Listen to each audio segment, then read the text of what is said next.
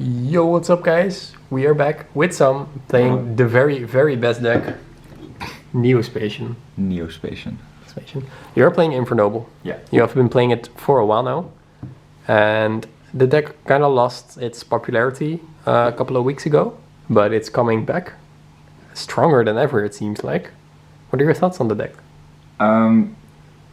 Well, I think what you said, that losing popularity, is actually kind of a good argument. Because it's like this deck has to compete with Dragon Link in a lot of people's eyes, and Dragon Link is kind of the better option if you want to play like a full combo deck. But I really like this deck because there's a lot of options. It plays through a lot of stuff, and going second this deck is just, in my opinion, way better than Dragon Link. Yeah. So yeah, that's why I played this. I myself have been playing Emancipator still for quite a bit. For the LCS, I was actually debating playing either this deck or the Emancipator deck. Ended up playing Emancipator, which was not the best choice. Should have just played this. Alright, so let's take us into the deck profile. So for the best starter in the deck, triple connector, and I played 2 Dolphin. You can get away with playing 1. I have just been playing 2 for a long time because I think Dolphin is actually also a really good normal summon. Mainly because I also play the full 3 of all the extenders. So if you open connector, you can just check with Dolphin. If you just open Dolphin, you can, if you have any extender that you can play, you can just check with Dolphin, see if they have any hand traps, see if you can rip anything. And you can just go from your place from there, get what you need to play through them. 3 red layer, 3 fire flint. I used to be like on 2-1, but yeah, you just miss extension.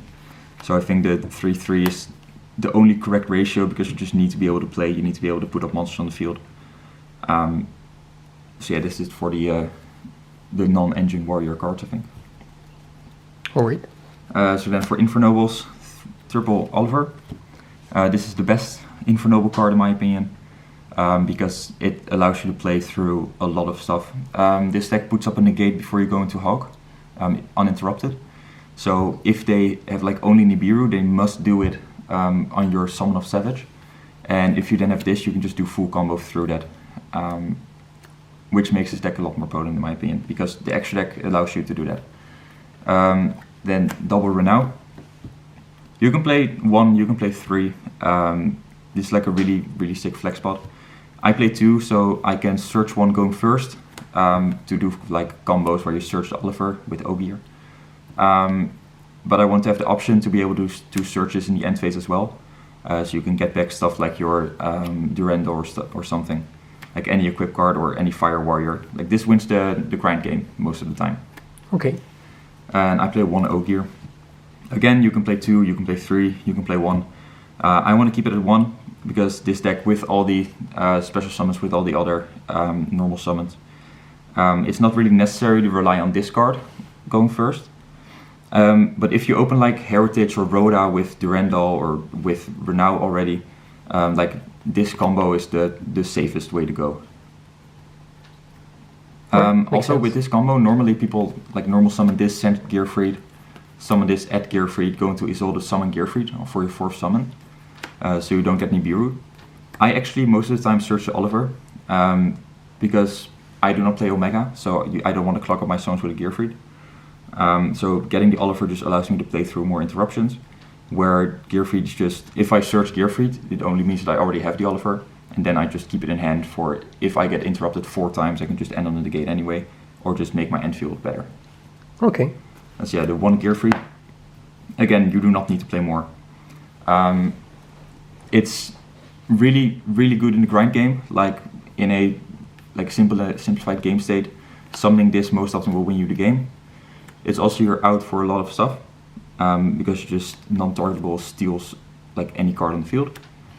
And of course you can get access to it with Ogier or with Renown if you send it in any other way. So for the bricks, this is really standard.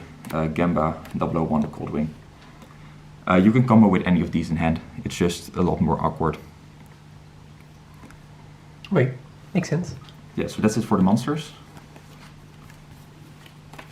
Alright, on to the 13 equips. Onto the 20 spells. So I main deck Dark Ruler no more. Interesting. I did this in Adamantipator as well. I had like the mind before the tournament. I made like 20 lists, 10 for Adamantipator, 10 for Infernoble, and like there were a couple with hand traps, a couple without hand traps, a couple just like with exchange in main deck, stuff like that. But I settled on a build with only Dark Ruler in main, because like Dragon Link does not play the Phylon stuff anymore. Was it called Phylon? Yeah, the Phylon Cube. Yeah. For some reason they cut that. So this is actually like this with the Gearfried out the full Dragon Link field. And this is like really good against a lot of the roguish matchup, like a Dino or something, because they will not let you go first, obviously. But yeah, it's a lot weaker against Virtual World, so that's something I'm still working on. Standby phase, VFD. Yeah, exactly. It's just it's really awkward against Virtual World. But I'm still looking for how popular the deck will be going forward, because it obviously on the LCS it was like 30% of people played that. Yeah, could be because it's new, could be because it's good. Yeah, exactly. It's just not enough info at the moment.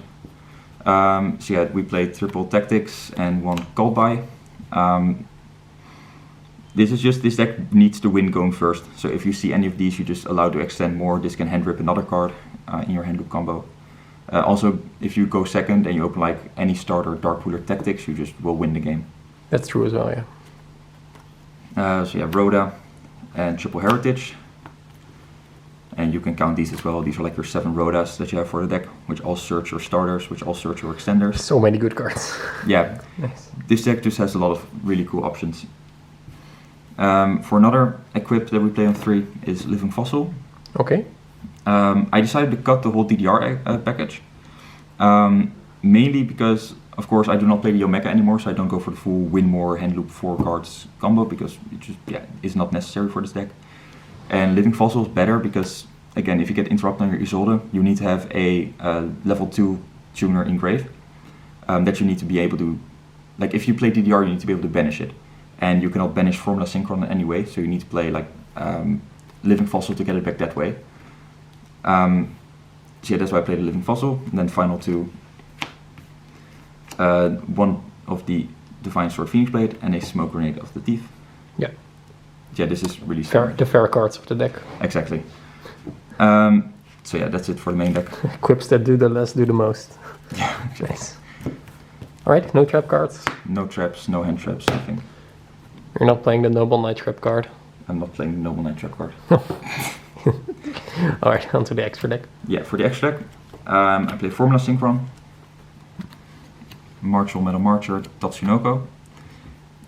This allows you to go into the Savage before you go into the Herald, into the Hulk Vibrex. Yeah, you've done that so many times to me.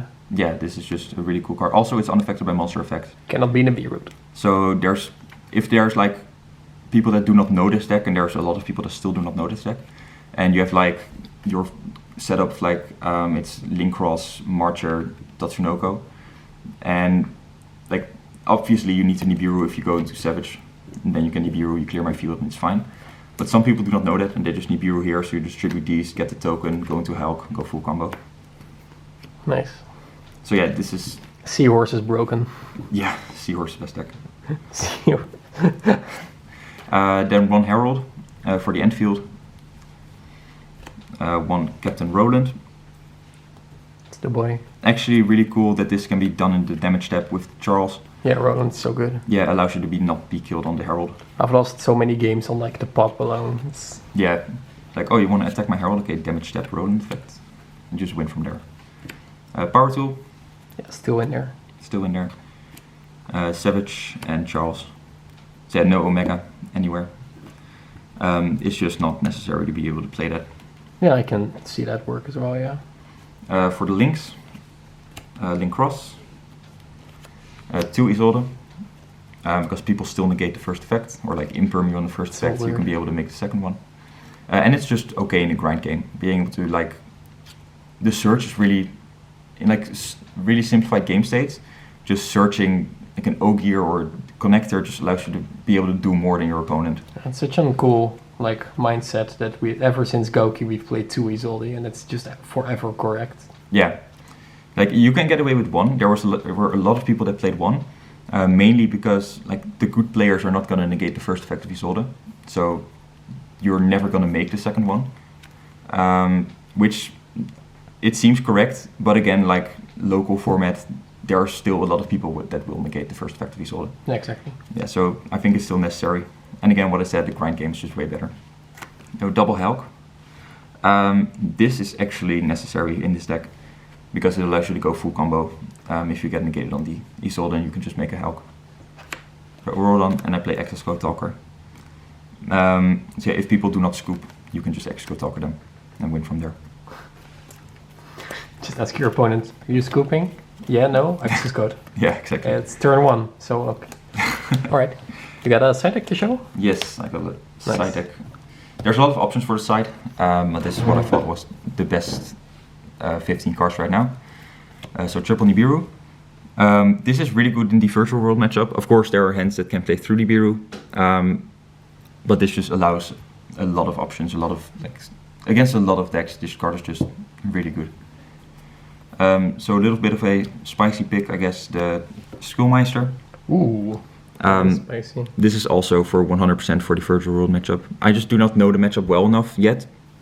But yeah, this stops the spell to search, the trap to buff, and just this wins you the grind game against that deck. And then 2 Lancia for every deck that banishes, which are a lot of decks this format. Right. A couple of spells. Got triple exchange. Nice. Because yeah, if I go first, I obviously do not want the Dark Ruler no more in main.